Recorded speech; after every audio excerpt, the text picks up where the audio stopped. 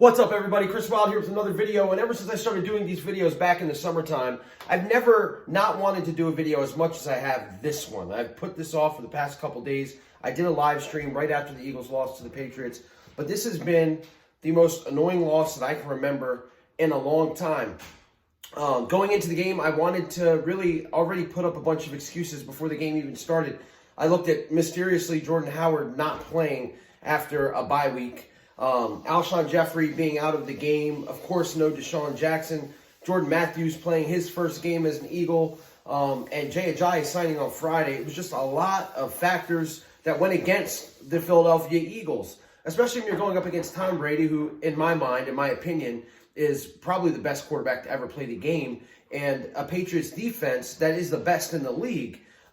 It really didn't seem like the Eagles could put up a victory, but there was something in the back of my mind with the home field advantage and the way the defense has been playing as of late where I did think that they could find a way to win, and I had predicted maybe a 24-20 victory in the Eagles' favor. The game starts, and everything looks like it's going great for the Birds. The offense looked good. A lot of different screen plays. Doug got creative, as I said that he needed to do. The offensive line was playing awesome, as we also said was a key factor into the game, and Miles Sanders busted off a couple good runs. They also put him in the passing game in that first and second drive, and the Eagles had a 10-0 lead over the New England Patriots. And then disaster happens, as it seems to always happen for this team. Lane Johnson goes out with an injury, so now you're not just out your starting running back, you're not just out your starting wide receivers, you're now out your starting Pro Bowl right tackle, and just the offense just doesn't do anything after he goes out. It was, like I said, very annoying. And I'll talk about Carson Wentz in a minute, but just to shed some positivity, a silver lining is that this Eagles defense played their best game of the season by far. As a matter of fact, probably the best game I can remember this Eagles defense playing since 2017. Jalen Mills. When he came back into the lineup, I really didn't have a lot of confidence that he would change the secondary as much as he has, but he has been as shut down as you can ask for. I think he was targeted 9 times, only gave up 11 yards. This dude's been playing lights out, has been awesome. Ron Darby's been playing good, except for the touchdown that Edelman threw that he kind of gave up on. He's been playing good. Maddox is playing well. The line has been getting pressure. Tom Brady doesn't take sacks. He just doesn't. And they only got 1 sack on him, but they pressured him all day long. I mean, he had like 14 incompletions at one point, which was the most in his career. I mean, this Eagles defense, and it's such a shame because they held the Patriots to 17 points. Again, 1 touchdown on a trick play. And they really deserve to win this game. A lot of people are throwing blame on number 11, Carson Wentz. If you watch my videos, if you've looked, you can look down the line and see, I mean, this guy, I'm a huge fan of this guy. I have a lot of confidence in him, but he did not play well on Sunday. He did not play a good game on Sunday. That last drive, a lot of incompletions to some open guys like Zach Ertz. And I understand, like, I'll tell you, he doesn't have, this receiving core is last in every position that you can think of. They're last. There are single football players that have more yards than this entire receiving core for the year. It's dreadful. It's horrible. It's probably the worst that I've seen on any team in a really long time. But again, the game was there for them to win. Carson Wentz has got to be that quarterback that can take over and that can win games like those. He just has to. I don't understand why the Eagles just keep him in the pocket instead of having him roll out. I don't understand the lack of creativity there, not having him use his legs. He was sacked 5 or 6 times, held onto the ball really long, it seemed like. And I'll give Tony Romo some credit, and the first time I'll ever give a Cowboys quarterback credit. But he even said, and they showed in the replays, that there were just times when Carson had nowhere to go with the ball. But if you don't have anywhere to go, get rid of the damn thing instead of taking the sack.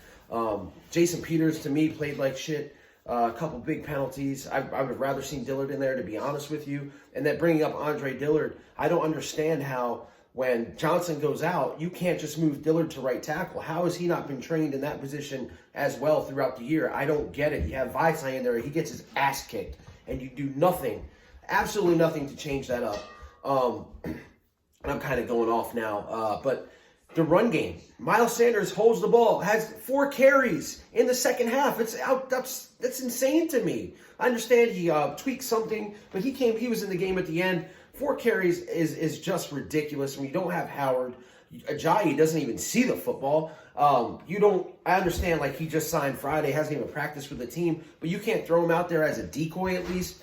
Maybe a couple carries here and there just to switch stuff up. It just doesn't make sense to me, the game plan here offensively. And these wide receivers, again, I talked about how bad they were. J.J. Arcega-Whiteside, to me, this is a guy, look, man, I'm telling you, he screams bust. He looks like a bust. The eyes don't lie. He's not helping you. Mac Hollins doesn't do anything, not even a catch.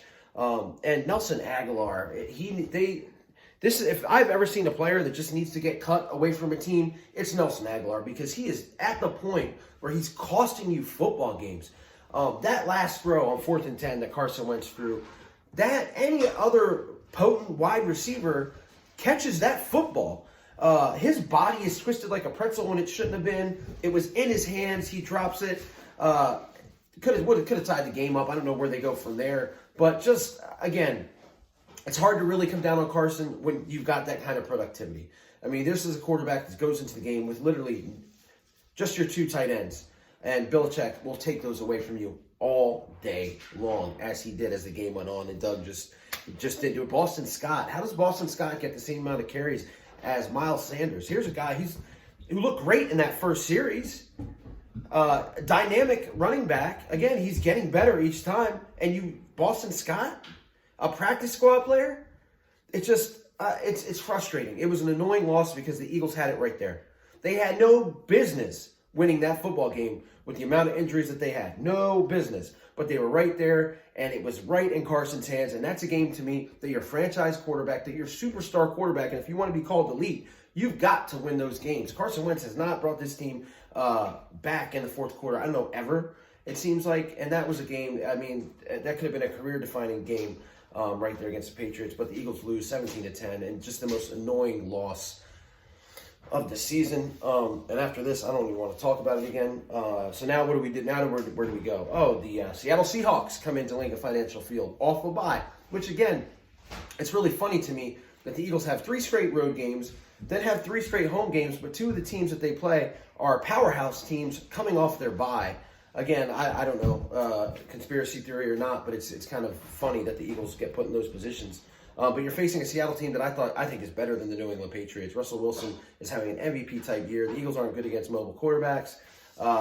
Their defense isn't what it used to be, the Seattle defense, but it is okay. I mean, it's going to be a tough game to win. It's going to be a really, really tough game to win. I don't know the injury status of any of these players that the Eagles have.